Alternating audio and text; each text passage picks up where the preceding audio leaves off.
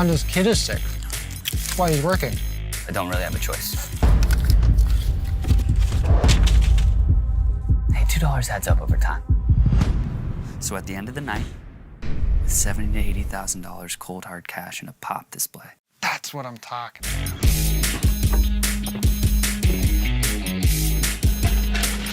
Long night? I'm fine.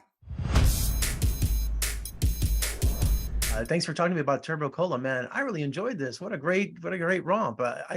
Someone said Ocean 7-Eleven meets Clerks. Yeah. The Ocean 7-Eleven has seemed to be our sort of branding now. Ocean's 11 meets Clerks. It's awesome. I love that. Yeah, and it captures that 90s vibe so well. So congratulations. Thank you so much. Well, the film opens with Y2K. Boy, I remember that. New Year's Eve, 1999. What a panic that caused. The world was coming to an end, all zeros. They thought planes were going to fall out of the sky and banks would freeze.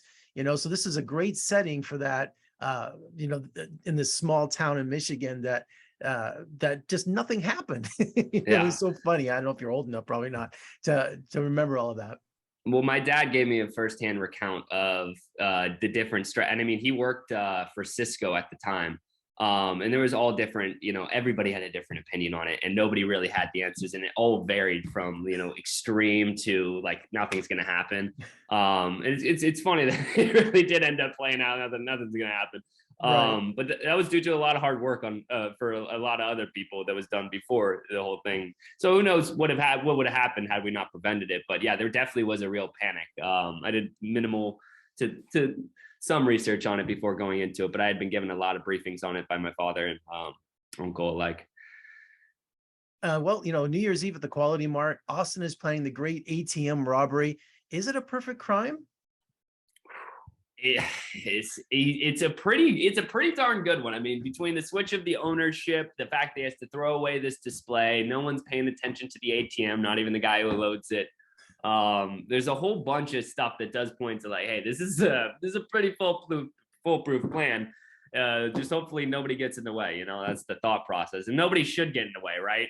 Everybody's going to be at this party at the Fallout shelter. It should be perfectly fine. It's the perfect crime. I agree. Well, there's someone that does get in the way. You need a partner to pull off this heist. Swersky, Jared Spears is awesome. What a Spicoli type, man. What a great character. Oh, he was amazing. And I remember talking to him. He actually got cast later than everybody else. So we thought there was a different guy playing Swersky at first. And then when we got the new script, we also found out he was playing him.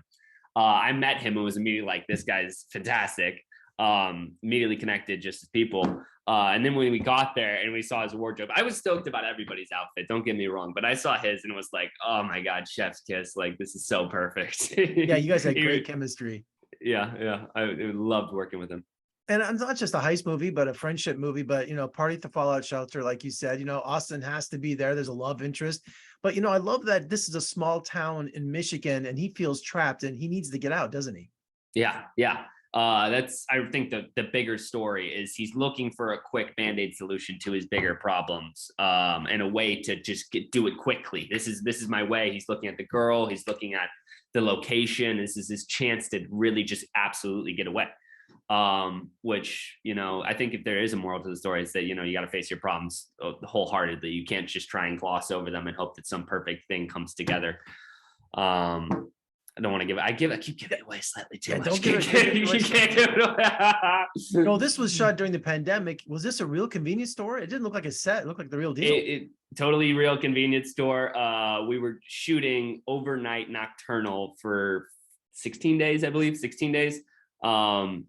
In a gas station in New Cumberland, Pennsylvania. We'd get there at about 10 o'clock. And then we would shoot all through the night till 6 a.m. and we would change so much of the store. It'd be like the first 2 hours were dedicated to just like changing everything and making it look like the set. But yeah, huge thanks to the guy who let us use it. He was absolutely wonderful. His daughter actually has a cameo in it. You'll see her at some point. It's great. One of the best moments in the movie. It's a fantastic little moment. And feature film debut from Lou Covert. How did he do? Yeah. I mean, I thought he had a great eye. Oh my God. He was such a joy to work with. He's a lot younger than I think any of us knew going into it. He's 26 years old. So he's like the same age as three of the cast members. And just had such a incredible, he was a leader while still being collaborative and open to our ideas and letting us work with the script. which during the rehearsals was, we'd have these, we were talking about it earlier, but this film was in a way, it's an adaptation of a play, and we're shooting in one location. So it's very theatrical, and we have to really make the most of this space through blocking and whatnot. And that was the hugest, something he's so on top of, was the rehearsals. We do 2 hours of rehearsal before we go to set and really get organized with, we'd know every step when we got there of how we were going to shoot the scenes. And he was just on top of everything. It was fantastic. Yeah, because the pressure had to be on. If it was a play and you're only shooting overnight, I mean, hit your mark, hit your lines. I mean, you had some long discussions there in some of those scenes.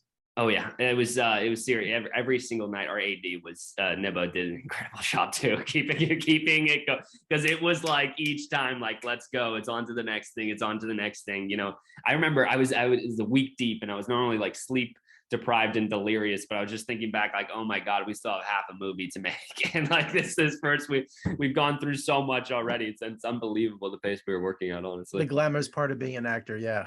Yeah. Hey, I enjoyed every second. I bet you guys look like you had a blast. You really did. Oh, it was an absolute blast to make it. It really was. Now, if you can't tell me, I understand, but I was dying to know, what soda did they use for Turbo Cola? What did they replace the labels on? I know it had to be something, so I don't know if you can tell me or not. It's not root beer. It's almost like a sassafras. And I know that Brandon is actually coining a similar flavor to make our own Turbo Cola soda brand, which is hilarious and awesome. But yeah, I forget the exact name of the brand. I'm not gonna lie. I thought you'd like. But I remember the label. It was a soda I'd never seen before. I will say that much. Yeah.